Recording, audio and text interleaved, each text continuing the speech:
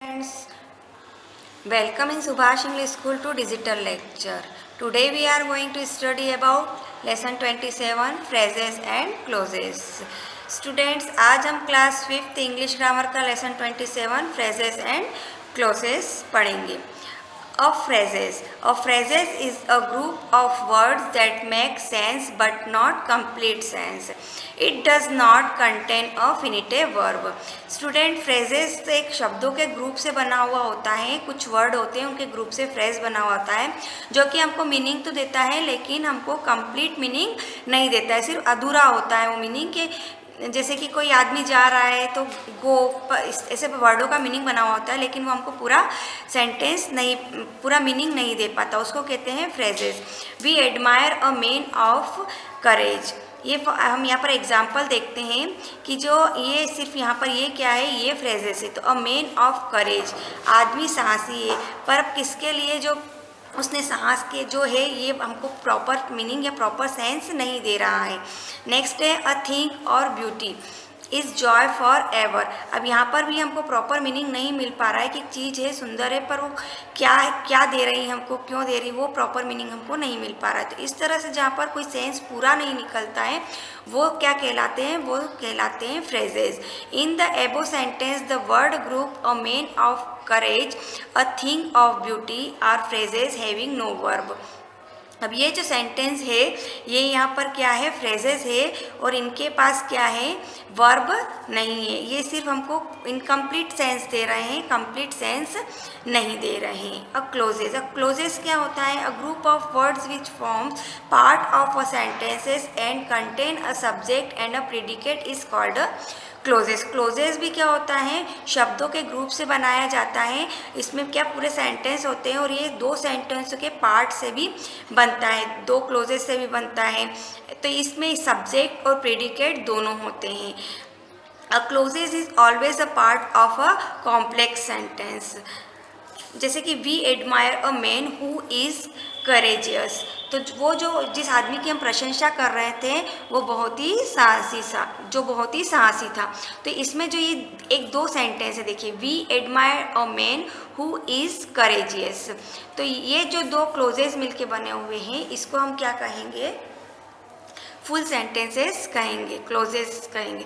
In the above sentence the word group we admire a man from one clauses and in the above sentence and the word group who is courageous from another clauses. तो एक closes कौन सा हो गया हमारा, we admire a man, और दूसरा हो गया हु इज़ करेजियस. तो the clauses we admire a man in a independent clauses but the clauses who is courageous is dependent clauses. अब इसमें दो क्लोजेस है, एक डिपेंडेंट है और एक इंडिपेंडेंट है. तो कौन सा इंडिपेंडेंट क्लोजेस है, वी एडमायर अ मैन, जिसका कि आधा मीनिंग निकल रहा है, तो वो हो जाता है इंडिपेंडेंट क्लोजेस. और वो जो कि हु इज़ करेजेस, जो साहसी है, तो इसको हमका मीनिंग तो पता चल ही रहा है कि जो साहसी बहादुर है, तो ये डिपेंडेंट क्लोजेस है. It dependents on the first clauses to give complete meaning. So there are two chief types of clauses. तो ये हमारे पास कितने क्लोजेस हुए, दो टाइप के kind of clauses, principal clauses और मेन क्लोजेस, इंडिपेंडेंट क्लोजेस, और सबऑर्डिनेट क्लोजेस और डिपेंडेंट क्लोजेस. तो जो डिपेंडेंट होते हैं वो कौन से क्लोजेस कहलाते हैं, सबऑर्डिनेट क्लोजेस, और जो इंडिपेंडेंट होते हैं वो प्रिंसिपल क्लोजेस या फिर मेन क्लोजेस कहलाते हैं. प्रिंसिपल क्लोजेस और main clauses. In the above sentence we admire a man make complete sense and studies and stands by itself. Such a clauses that stands by itself and does not depend on any other clauses. It is called the principal clauses or the main clauses या फिर independent clauses. तो जो ये sentence है कि we admire man, ये कौन सा कहलाता है हमारा, प्रिंसिपल क्लोजेस या फिर इंडिपेंडेंट क्लोजेस कहलाता है, दूसरों पर डिपेंड रहना, जो जिसकी पूरा मीनिंग नहीं दे पाता, इसके साथ अगर कोई जुड़ेगा तो ही उस सेंटेंस का पूरा मीनिंग आएगा। ऐसे फ्रेजेस को क्या बोलते हैं, क्लोजेस को क्या बोलते हैं, इंडिपेंडेंट या प्रिंसिपल क्लोजेस बोलते हैं। सबऑर्डिनेटिव क्लोजेस और डिपेंडेंट क्लोजेस कौन से होते हैं, इन the above sentence who is courageous, ये हमको पूरा मीनिंग दे रहा है, does not stand by itself, it depended on the principal clauses, we admire a man to make complete sense, such a clauses take depend upon the principal or main clauses is called a subordinating clauses or dependent clauses। तो जो depend खुद अपने आप पर depend होता है वो कौन से सेंटेंस कहलाते हैं, वो डिपेंडेंट क्लोजेस या सबऑर्डिनेटिव क्लोजेस कहलाते हैं। स्टूडेंट्स, अब हम इसकी वर्कशीट देखेंगे। फर्स्ट है से which of the following words in bold are phrases और क्लोजेस। अब यहाँ पर जो बोल्ड वर्ड दे रखे हैं उसको आपको बताना है कि ये फ्रेजेस है या क्लोजेस है।